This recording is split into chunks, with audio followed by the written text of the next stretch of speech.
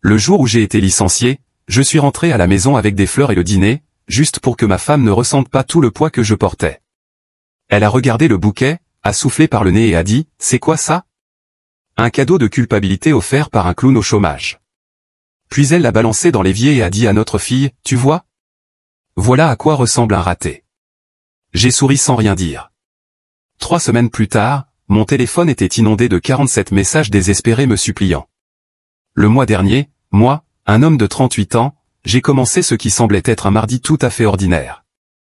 Je me suis levé à 5h30, j'ai embrassé ma femme endormie, Isabella, 36 ans, sur le front, j'ai préparé du café et je suis parti au bureau, comme je l'ai fait tous les jours depuis 7 ans. La structure de ma vie semblait solide. Petit spoiler, pas du tout, en fait. Vers 10h du matin, Declan m'a appelé dans son bureau. Et là, première fissure. Réduction budgétaire, restructuration, rien de personnel, mon poste était supprimé.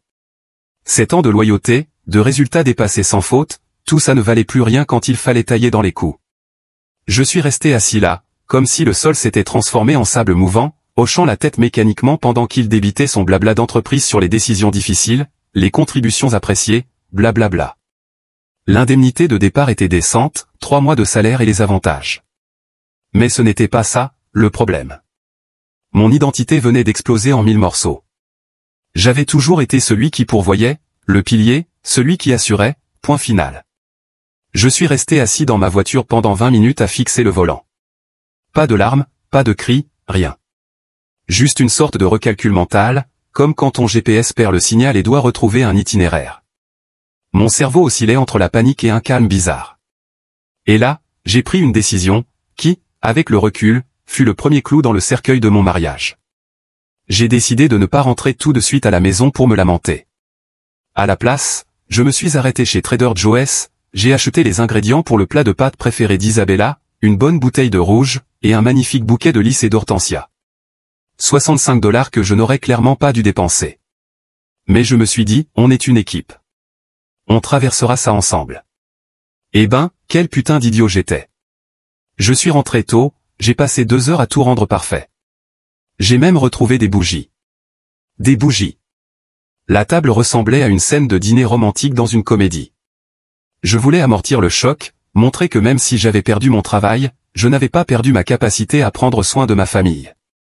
Qu'on allait s'en sortir. Isabella est rentrée vers 17h30 avec notre fille, Catalina, 10 ans, après son cours de piano.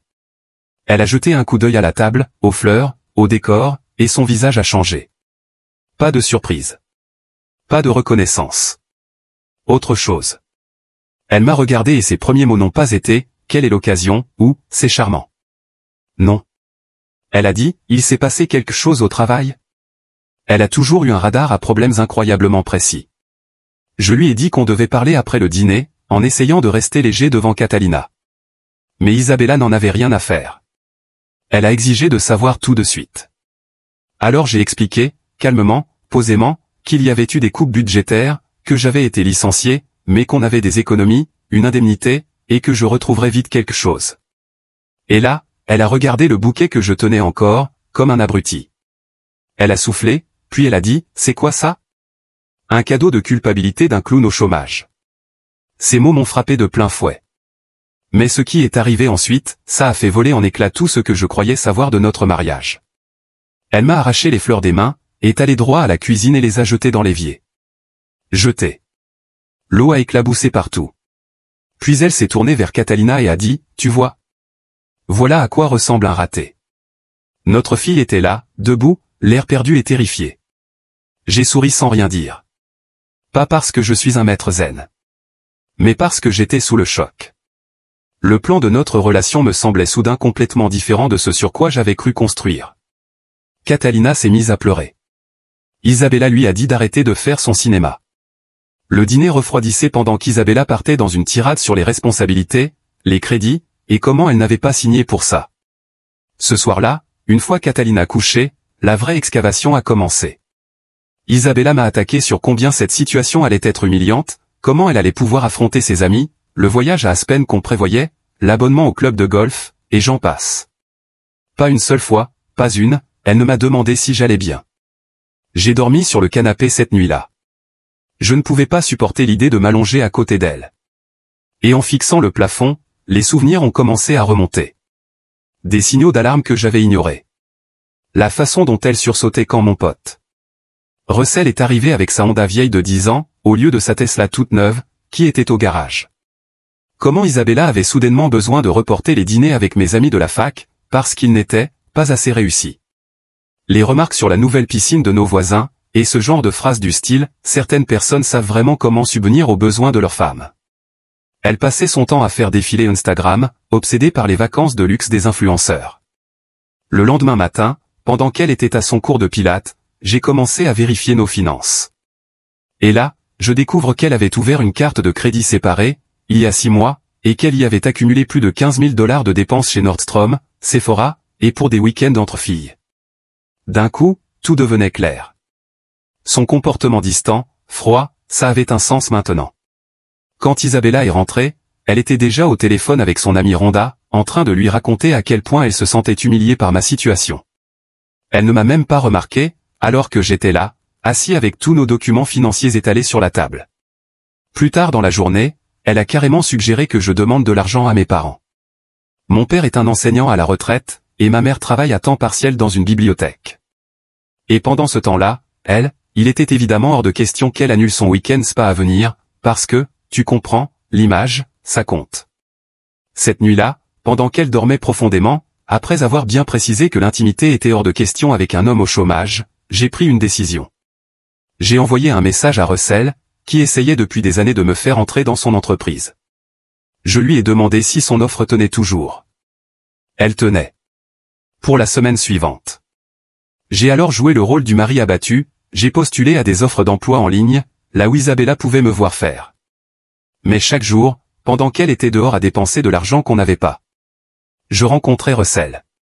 On préparait quelque chose de plus grand. La cruauté d'Isabella ne faiblissait pas. Elle faisait des remarques devant Catalina, comme quoi certains papas savent garder leur emploi, ou qu'on allait peut-être devoir déménager dans un quartier plus petit, mais avec de bons systèmes de sécurité. Chaque petite pique, chaque remarque sarcastique, chaque regard dégoûté quand je suggérais de réduire les dépenses, c'était comme des briques dans la fondation de ce qui allait suivre. À la 3e semaine, tout était prêt. Isabella n'avait toujours aucune idée. Trop occupée à raconter à nos amis qu'elle soutenait son pauvre mari en difficulté, tout en se retirant émotionnellement et financièrement. Le 21e jour après mon licenciement, Russell et moi avons finalisé tous les détails. Ce soir-là, Isabella m'a annoncé qu'elle allait passer le week-end chez sa sœur avec Catalina, parce qu'elle avait besoin de prendre de la distance avec toute cette négativité. Timing parfait. Le matin de leur départ, mon téléphone a vibré, une notification de notre compte joint.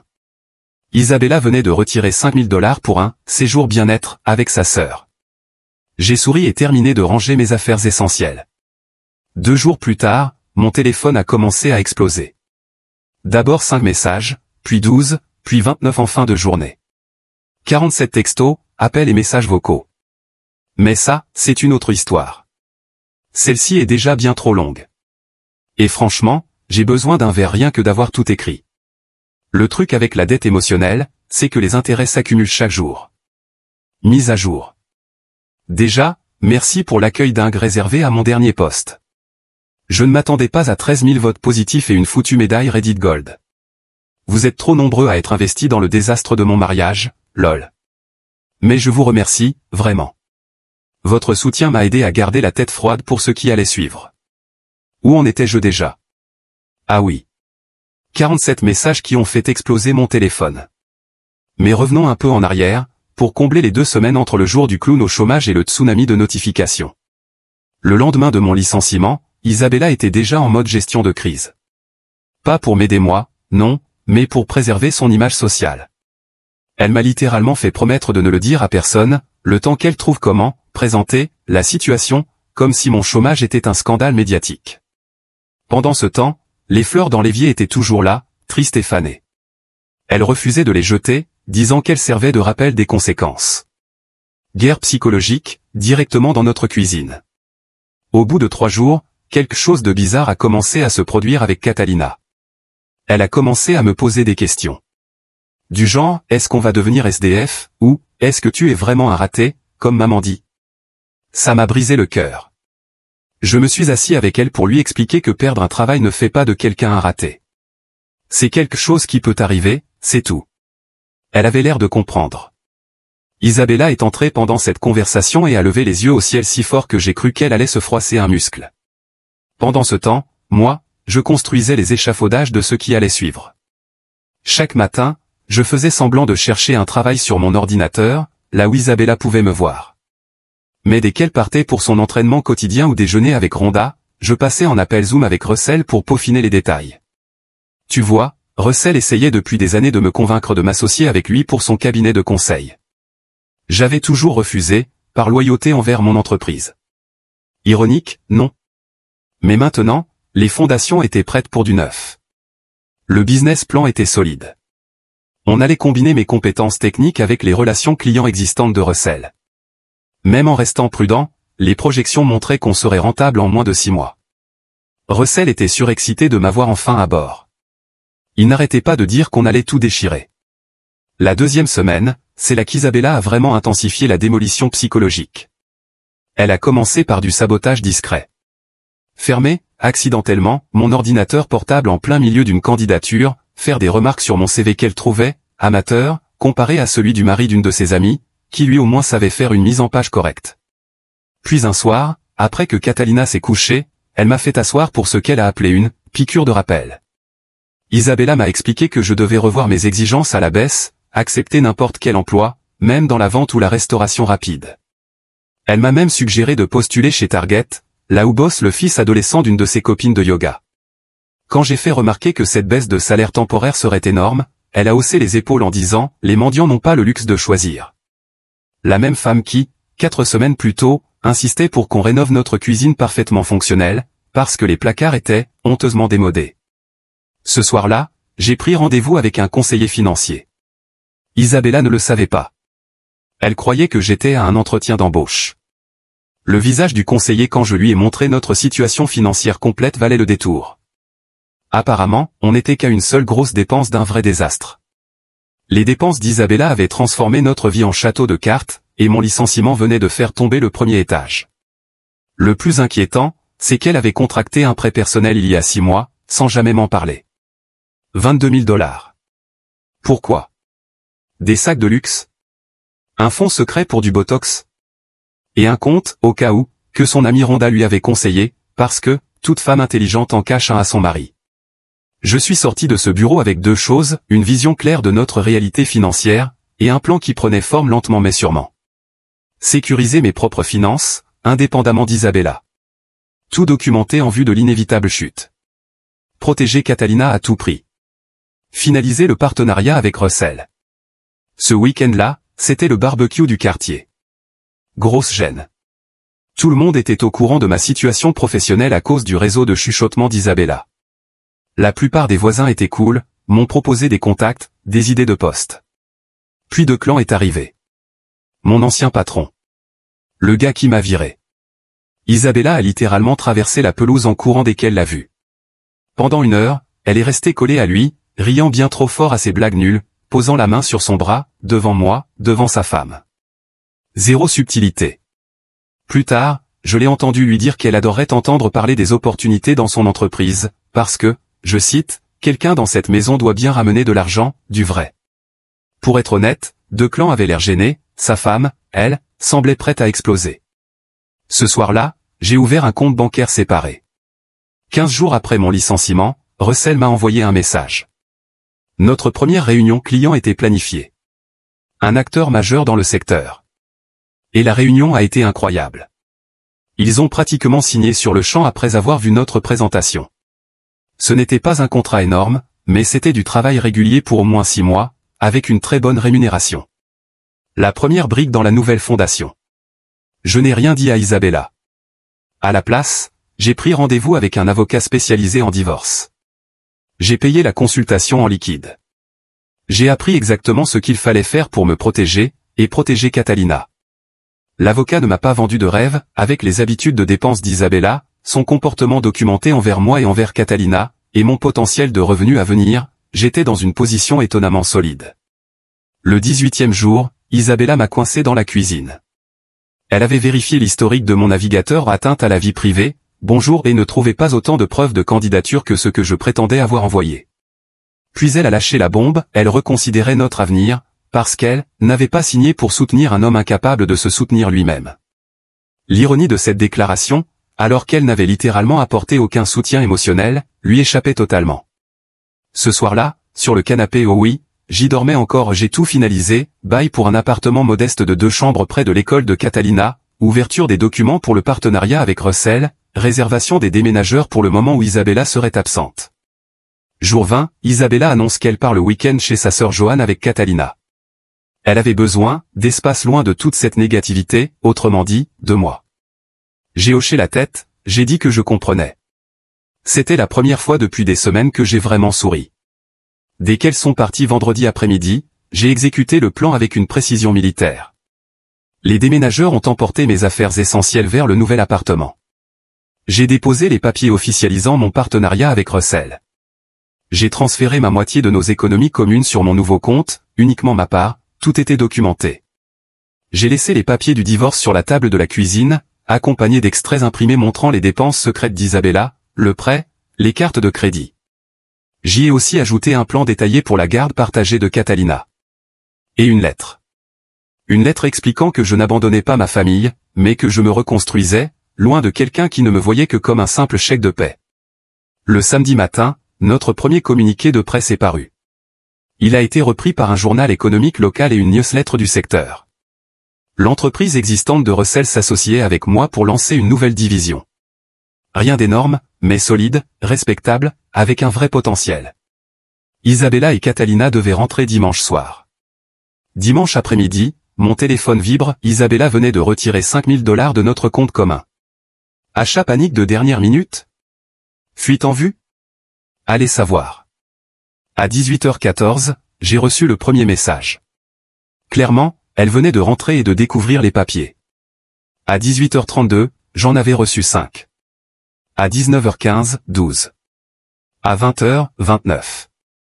Et à minuit, 47 messages, appels manqués et messages vocaux. Au début, c'était de la pure rage. Comment oses-tu, lâche? Rentre à la maison tout de suite. Puis, les menaces, je vais dire à tout le monde que tu nous as abandonnés. Tu ne reverras jamais Catalina. Ensuite, la panique financière, où est passé l'argent? Qu'est-ce que t'as fait? Puis, enfin, vers le 38e message, le ton a totalement changé, j'ai fait une erreur. On peut s'en sortir. Reviens à la maison, s'il te plaît. Je n'ai répondu à aucun, sauf un bref message indiquant que je passerais chercher Catalina à l'école lundi pour mon créneau prévu avec elle, et que toute communication devait désormais passer par mon avocat. À 1h23 du matin, la sœur d'Isabella, Joanne, m'a appelé. Je m'attendais à des reproches. Au lieu de ça, elle appelait pour s'excuser. Pourquoi? Pour avoir conseillé à Isabella de se débarrasser de ce bon à rien, 3 semaines plus tôt. Il s'avère qu'Isabella avait prévu de me quitter de toute façon, la perte d'emploi n'a fait qu'accélérer le processus. Joanne avait vu notre annonce professionnelle en ligne, et avait compris ce qui se passait. Le clou du spectacle? Isabella ne lui avait même pas parlé de l'incident des fleurs dans l'évier, ni du moment où elle m'avait traité de raté devant notre fille. Elle s'était peinte en épouse modèle, soutenant un mari déprimé. J'ai mieux dormi cette nuit-là que je ne l'avais fait depuis des années. Chez moi. Sans personne pour me dire que j'étais une déception. Lundi matin, je me suis réveillé avec une notification LinkedIn. Declan, mon ancien patron, m'avait recommandé et avait partagé l'annonce de notre nouvelle entreprise, avec un message élogieux. Ah, et Isabella avait glissé dans mes messages privés sur toutes les plateformes qu'on partageait. Oui, même sur Strava, mon appli de running. À 3h du matin, elle m'avait envoyé une demande d'amis. C'est là que j'ai compris, ce n'était pas la fin de la démolition, c'était le début de la reconstruction. Dernière mise à jour. Voilà la finale que vous attendiez tous. Honnêtement, le soutien de vous tous, parfaits inconnus, a été étrangement thérapeutique. Un grand merci à l'esprit collectif de Reddit. Vous avez été plus présent que mon ex-femme ne l'a jamais été. Donc, me voilà. Réveillé un lundi matin dans mon nouvel appartement. Mur nu. Meuble IKEA à monter à la va-vite la veille, avec 3 vis en trop qui n'auraient pas dû l'être. L'endroit sentait la peinture fraîche et les décisions temporaires. Mais putain, ce que ça sentait bon, la liberté. La première chose que j'ai remarquée, c'est le silence. pas de soupir passif-agressif. Pas de porte de placard claquée pour exprimer la déception. Juste la paix. Et mon téléphone qui vibrait encore avec des notifications. Le 48e message est arrivé pendant que je me brossais les dents. James, s'il te plaît, parle-moi. C'est pas juste. Message 53, pendant mon premier café, je ne pensais pas ce que j'ai dit. J'étais juste stressé par l'argent. Message 59, en partant, j'ai parlé à un avocat. Ce que tu as fait, c'est de l'abandon. Je peux tout prendre. Le schéma psychologique de quelqu'un qui panique est fascinant, quand ce n'est plus toi qui es sous le bulldozer. Premier arrêt ce matin-là, l'école de Catalina. J'avais envoyé un mail à sa prof la veille, expliquant la situation. Mademoiselle Thompson a été géniale. Catalina était prête quand je suis arrivé. Le regard sur le visage de ma fille quand elle m'a vu m'attendre était compliqué. Du soulagement, mêlé à de la confusion, et ce genre de culpabilité étrange que ressentent les enfants pendant un divorce, même quand rien n'est de leur faute. Dans la voiture, je suis resté simple. Je lui ai dit. J'ai dit à Catalina que maman et moi allions vivre dans des maisons différentes pendant un moment, que j'avais un nouvel appartement près de son école, où elle aurait sa propre chambre, que nous l'aimions tous les deux très fort, et que rien de tout cela n'était de sa faute. Elle m'a demandé si c'était parce que j'étais un raté. Mot pour mot. Le travail de démolition d'Isabella était allé très loin. J'ai dû me garer sur le bas-côté, mes mains tremblaient trop pour conduire. Je lui ai expliqué que perdre un emploi ne faisait pas de quelqu'un un raté, que parfois les entreprises devaient simplement changer, et que ça n'avait rien à voir avec la valeur de la personne. Je lui ai parlé de la nouvelle entreprise avec tonton Russell. Sa réponse ? Mais maman a dit que tu ne pouvais pas trouver de travail parce que tu n'étais pas assez bon. Il y a une rage bien particulière que l'on ressent quand quelqu'un utilise son enfant comme munition émotionnelle. C'est froid, calculé, et ça pèse dans la poitrine comme du béton.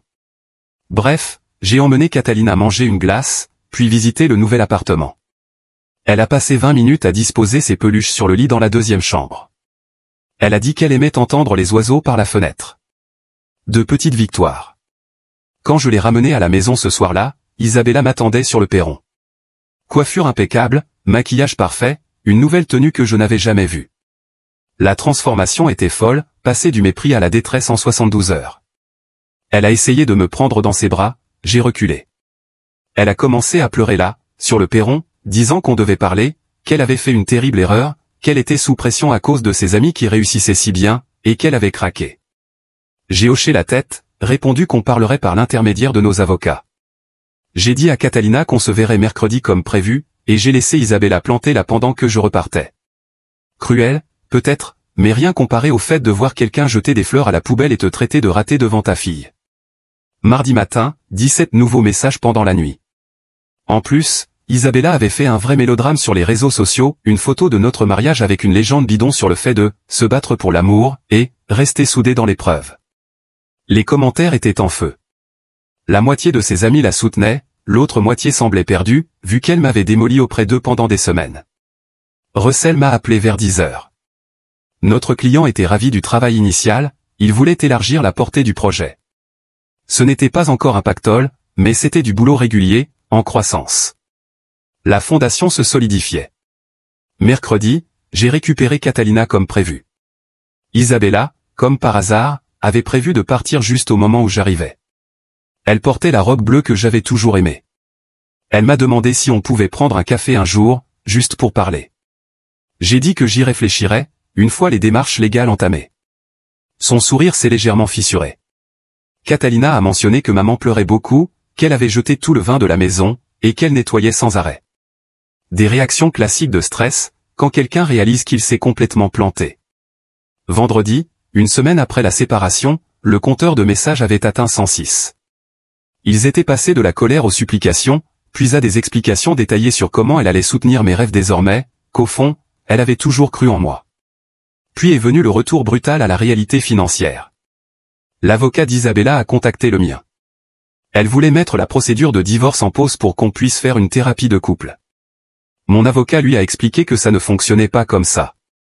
Elle a aussi mentionné qu'Isabella avait déjà atteint le plafond de 2 autres cartes de crédit depuis mon départ, et lui a demandé quelles étaient ses intentions pour gérer cette dette. Le week-end, c'était ma première garde de Catalina. Du samedi au dimanche soir. On a construit une cabane en coussin, regardé des films Disney, fait des crêpes qui ressemblaient plus à de l'art abstrait qu'à un petit déjeuner. Elle m'a demandé si on pouvait avoir un chien maintenant qu'on vivait en appartement. J'ai dit peut-être, une fois qu'on serait un peu plus installé.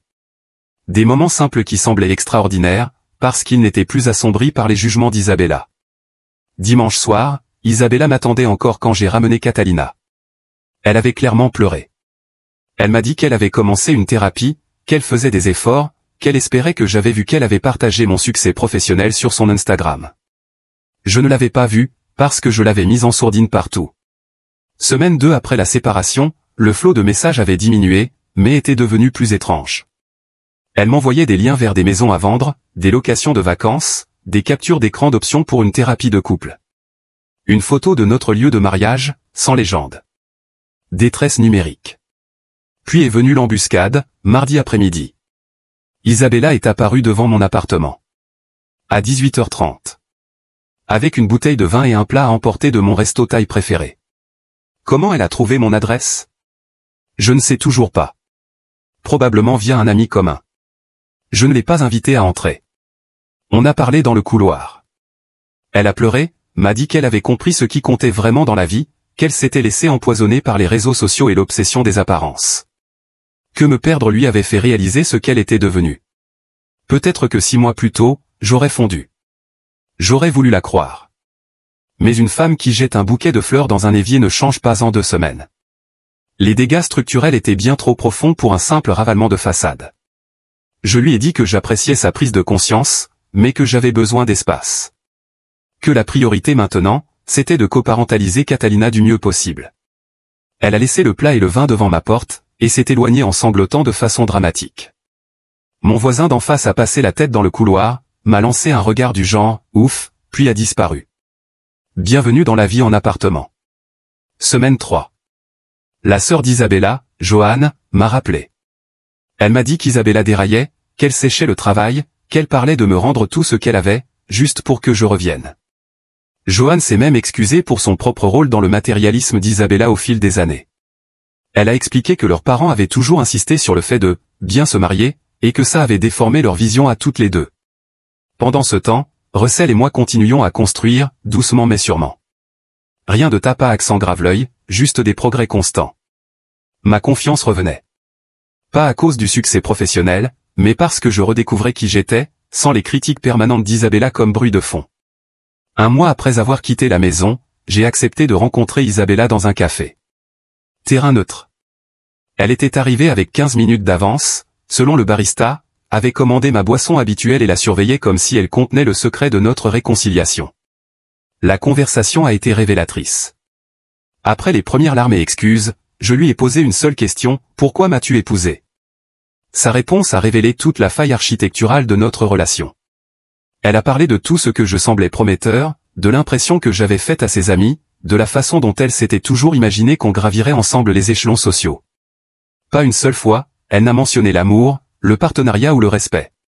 Quand je le lui ai fait remarquer, elle avait l'air vraiment surprise. Bien sûr que je t'aimais, pourquoi crois-tu que j'ai investi 12 ans à construire notre vie? L'idée que le mariage puisse être plus qu'un investissement et un retour sur capital n'avait jamais vraiment fait partie de ses valeurs. Je suis sorti de ce café avec une clarté absolue, il n'y avait aucune base sur laquelle reconstruire quoi que ce soit. 6 mois plus tard, ce qui nous amène à aujourd'hui où les choses se sont stabilisées dans une nouvelle normalité. Catalina partage son temps entre nos 2 foyers, elle voit une psychologue pour enfants qui l'aide à tout comprendre. L'entreprise avec Russell continue de croître régulièrement. On ne devient pas riche, mais on a trouvé une vraie stabilité. Isabella a dû vendre son SUV de luxe et ses sacs de créateur pour couvrir les dettes. J'ai recommencé à sortir un peu, sans rien de sérieux. Isabella a emménagé chez ses parents pour réduire ses dépenses. Elle m'envoie encore parfois des messages du genre « Tu te souviens quand ?» à 2 heures du matin. Hier, Catalina a fêté son 11e anniversaire. On a organisé une petite fête dans un parc de quartier au terrain neutre. Isabella et moi avons réussi à rester courtois, on a même pris une photo ensemble pour Catalina. En rangeant, Isabella m'a pris à part et m'a demandé si j'avais déjà envisagé qu'on puisse réessayer. Elle m'a dit qu'elle avait retenu la leçon, qu'elle avait beaucoup grandi. Je l'ai regardée. Vraiment regardée. Elle était toujours belle, toujours impeccablement apprêtée, malgré ses difficultés financières. Mais tout ce que je voyais, c'était la femme qui, un jour, dans notre cuisine, avait jeté des fleurs dans l'évier et tenté d'apprendre à notre fille qu'un homme ne valait que par son salaire. Je lui ai dit que j'étais content qu'elle aille mieux, mais que ce pont-là avait brûlé, irréversiblement. Ce matin, je suis passé par le même fleuriste où j'avais acheté ce fichu bouquet, il y a 6 mois. J'ai pris un petit bouquet de fleurs sauvages, je suis rentré à l'appartement, où Catalina se préparait pour l'école. Je lui ai tendu les fleurs en lui disant, parfois, on offre des fleurs juste pour montrer qu'on aime quelqu'un. Pas parce qu'on veut quelque chose ou qu'on se sent coupable. Elle a souri, les a mises dans un verre d'eau, on n'a toujours pas de vrai vase, puis elle m'a demandé si on pouvait aller manger une glace après l'école. Parfois, la meilleure vengeance, ce n'est pas de voir quelqu'un échouer. C'est de construire quelque chose de mieux à partir des décombres qu'il a laissés derrière lui. Merci de votre écoute. Si vous n'êtes pas encore abonné, n'hésitez pas à le faire et à activer la cloche de notification pour ne rien manquer des histoires vraies les plus bouleversantes qui se déroulent tout autour de vous.